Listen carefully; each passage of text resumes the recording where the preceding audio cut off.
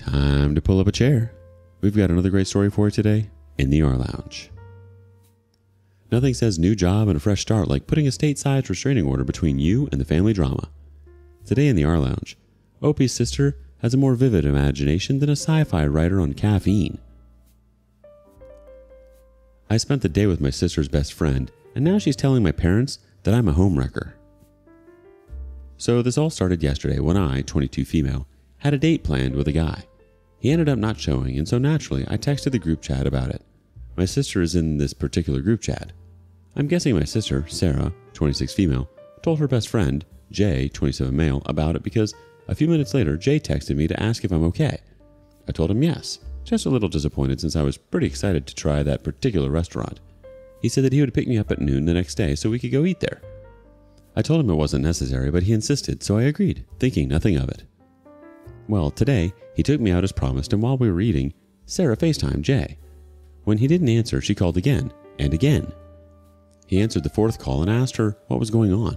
She said that she was just checking up on us and told me to call her later. Later ended up being almost 8. Jay and I ended up spending the rest of the day together, hunting down some collectible dolls we both like and trying different dessert spots along the way. On the way back to my apartment, Jay asked me to change the music on his phone. When I opened it, I saw that my sister had called him about 30 times throughout the day and texted him across multiple different apps. Jay put his phone on Do Not Disturb after lunch, so it made sense why he didn't see all those notifications. Once he dropped me off, I called my sister and asked her if everything was alright. She said yes and asked if I had forgotten to call her back sooner. I told her that I was out with Jay, so I didn't get the chance, and figured it could wait, since she didn't call me. She hung up, and a few minutes later I got a call from my mom. She sounded angry and told me that I should be ashamed of myself. I said sure, but why today? According to my mom, Sarah called her in tears, saying that she had caught Jay and I having sex in their apartment. I was so effing confused. I told my mom that I did not, in fact, have sex with Jay, and that I didn't even know where they lived together. I asked her to give me a minute, and I called Jay, but he didn't answer. So now I'm here laying on my floor wondering what the hell is going on, and putting off another conversation with my mom. Let's get some relevant comments from the community. First up, so your sister thinks she is in a romantic relationship with her best friend. Her best friend does not have feelings for her and doesn't even know he's in a relationship with your sister. Oh boy, you got yourself a delusional sister. Best of luck with that one. The OP replies, this is pretty on brand for her, so I'm used to it. He isn't though. The next person says, wait a minute, are your sister and Jay dating or are they strictly friends with no benefits? 30 missed calls and an unknown amount of texts over the course of a few hours is crazy. To lie to your mom about something that never happened is delusional. Follow up with Jay to make sure he's okay. Her behavior is quite disturbing and borderline obsessive. The OP replies, yep, strictly friends. Jay called me back. He's fine, but he's not staying at his place tonight. The OP responds on not knowing her sister had a roommate, but it's not Jay. I'm not really sure how to make this clearer, which is bad because I'm a teacher. I knew my sister had a roommate that wasn't Jay. That's why when my mom said their apartment, I told her that I didn't know they lived together. As for him having my number, he's my friend too. Of course he has my number. I'm glad you don't take everything at face value. You're doing better than my parents. Also, I know I'm bad at explaining things, even more so when I'm stressed, so I don't mind explaining. It's impressive how Sarah managed to create an entire romantic saga in her head and then call the whole family to report on the imaginary scandal. Maybe she should consider writing novels. She clearly has a knack for fiction. In the meantime, Jay deserves a medal for his phone's endurance through those 30 missed calls. Update number 1. 3 days later. So I'm not religious or anything like that, but Jesus Christ. Thank you everyone for your kind words and support. I don't know what to do with myself. Also, I meant to post an update yesterday, but my friend asked me to go watch the Miguel O'Hara movie with her, and then I just forgot. Sorry about that. I wanted to clear up some confusion before the update. On my original post, when my mom told me that Sarah and Jay shared an apartment, I said I didn't even know they lived together. Those were my verbatim words to her because, last I knew, Sarah had a roommate and Jay lived alone. I was right.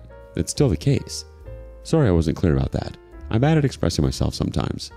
Another thing was people were wondering how Jay found out about my date, or lack thereof, and according to him, he was hanging out with a few of his friends, including my sister, and she told him about it in a joking way.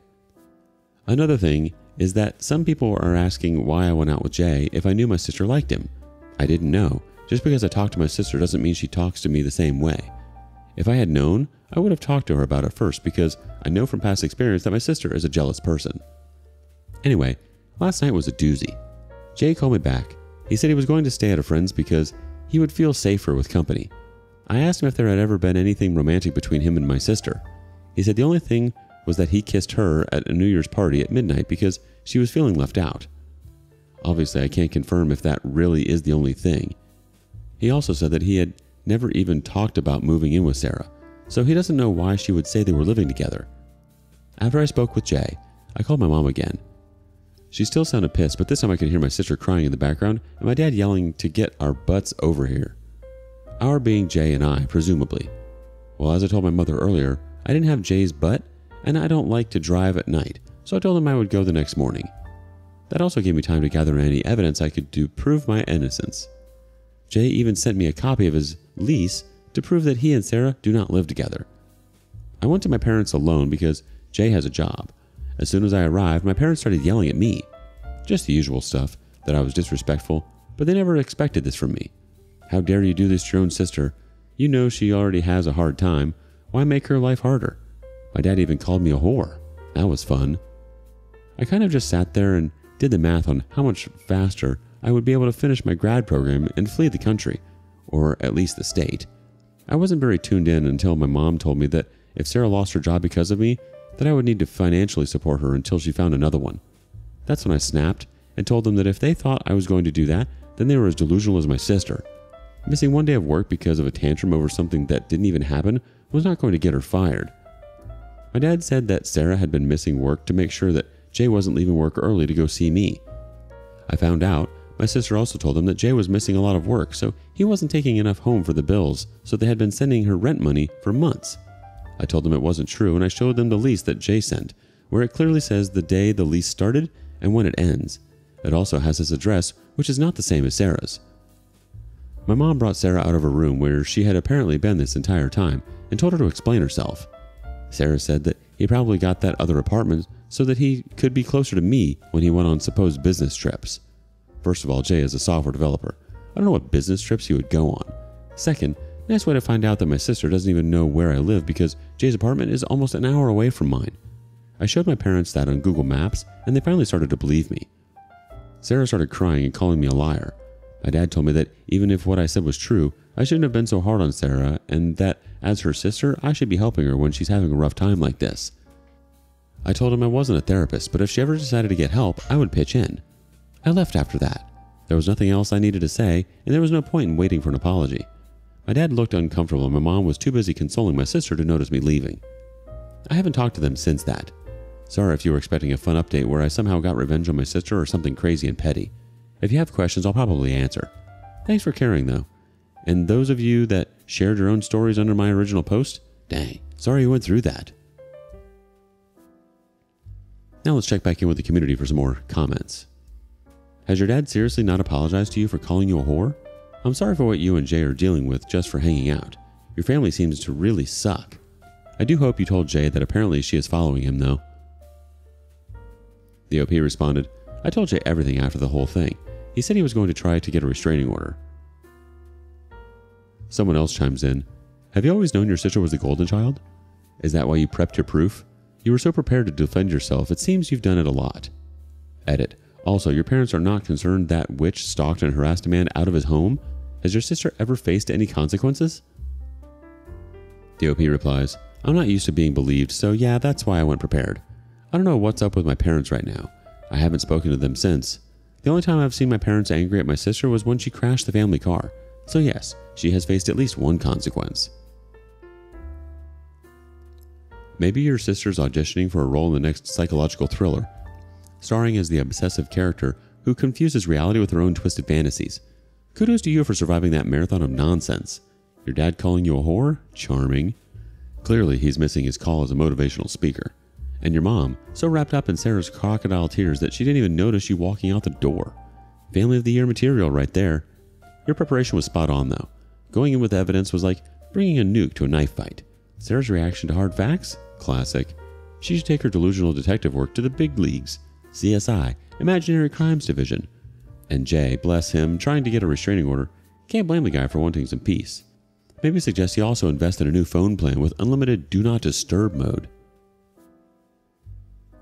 Update 2, 1 year later.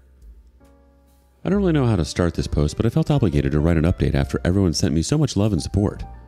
There were a couple of questions I saw when I logged back in, so I'll answer those first. Jay got a permanent restraining order against my sister. It took some months and a lot more harassment, but he does have that now. As for why my sister was lying to get money from her parents, I couldn't tell you. I don't know where all the money was going, but I'm pretty sure that she lied because she didn't want them to be disappointed in her. A lot has happened, but to sum it up, my sister was arrested for violating the restraining order and breaking into my home. My parents were furious with me after I didn't help her bail her out. They blame me for her getting arrested and getting fired from the 3 jobs she's had since my last post. Since then, I have not had any contact with my mom or my sister. My dad called to wish me a happy new year, but that's about it. Also, I finished my master's, and after countless job applications and rejections, I finally found a job in my field. It's far away from where I currently live, which is a major plus. I'm sad to be leaving my friends, but I'm so excited to start this new chapter in my life. I think overall, I'm in a much better place mentally than I was when I first came on to write my post. I intended to use Reddit as a tool for journaling, but I think that didn't really work out for me, so I found different methods to express and reflect on my feelings and situations. I think I'll still use my account, but probably just for trivial things that will hopefully not give her much attention. Your parents blaming you for getting arrested is classic. How dare you not support your sister's burgeoning criminal career? Next thing you know, they'll be accusing you of not helping her with her jailbreak plans. At least your dad managed a begrudging Happy New Year. Maybe next year he'll work up to a full sentence. On the brighter side, major congrats on finishing your master's and landing a job in your field. Moving away is definitely a bonus. Less chance of random home invasions by estranged siblings. Do you have a similar story? Share it with us in the comments below. Also, if you do, we're sorry. Thank you for joining us today in the rLounge. Be sure to like and subscribe and hit that notification bell so you don't miss out on our next video. See you soon! And don't forget to put your chair back where you found it.